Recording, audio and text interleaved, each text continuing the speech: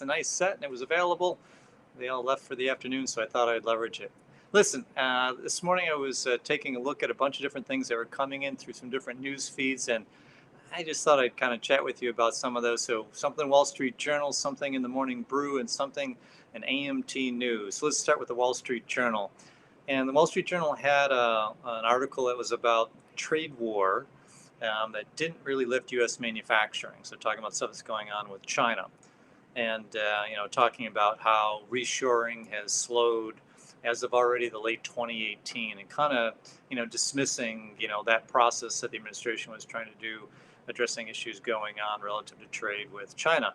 And just we really, AMT prefers fair, level playing field is the preferred way to go, and really aren't big on tariff as a way to go solve trade issues. But I think any of us that have been around the industry a long time would agree there's probably a number of different things that have been problems with fair trade with China, which were trying to be addressed and really needed to be addressed. And so jury's out on whether or not that really has had the impact it was hoping to have. But I can tell you, I think there's still more to be done with reshoring. Because it takes quite a while to be changing manufacturing facilities from one location if you want to actually move them to another.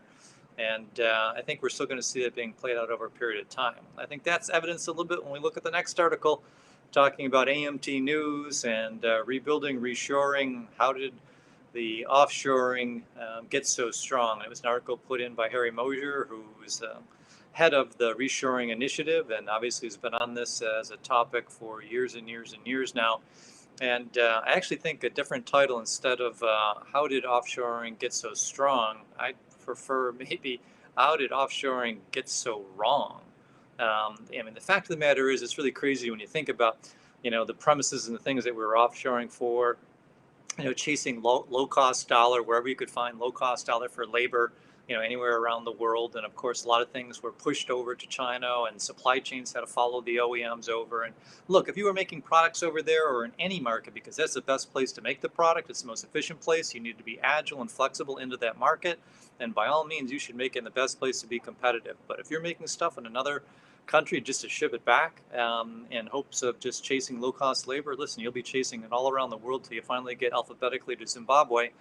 And eventually, all of the labor in all of those places will eventually get to a point where that won't be the thing that saves you.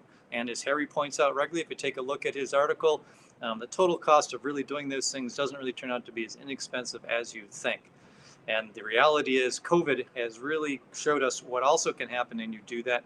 Supply chains in these diverse locations around the world, when you start having issues like COVID or even tsunamis, if you don't have some capability of being able to manufacture key things that you need on your own, separate from the whole standpoint of the impact on the economy, it's a huge national defense issue. Those two things together make it a real problem that you really got to take a look at. And you start swinging that around to the article that was in Morning Brew. It was a cool article about what was happening with Agility Robotics. It's a neat robotic startup company. They just got around $20 million in new fund financing. And their CEO, Damian Shelton, was talking about the interesting return of manufacturing to the United States. And, as they build their products, which are a really neat kind of robotic application, almost like Boston Dynamics, upright robots used in material handling transfer, kind of that final mile solution, or in difficult or, unsafe locations inside facilities in certain cases. Pretty cool robotic technology. What he's looking at is how these technologies are really changing the landscape of manufacturing in America, and a lot of manufacturing really on the upspin. And you look at what's happening in the U.S.